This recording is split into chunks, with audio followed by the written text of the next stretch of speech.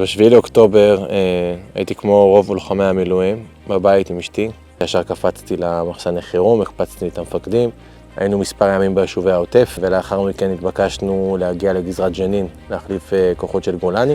אנחנו הקפצנו כבר בבוקר, בשעה 9:30. בסוף, התחדשות עירונית בראייה שלי, זה הציונות החדשה. כי בסוף היום התחדשות עירונית נותנת לדיירים גם את הביטחון של הבית החדש, אם זה נגד רעידות אדמה, גם את הביטחון של הבית החדש, אם זה ממ"דים, שכל כמעט בית בישראל היום חווה מה זה לגור ללא ממ"ד, שיש טילים שמגיעים כמעט לכל אזור בארץ. כל מי שאין לו ממ"ד בבית יכול לספר בעצמו מה זה להיות תחת אזעקה בלי ממ"ד.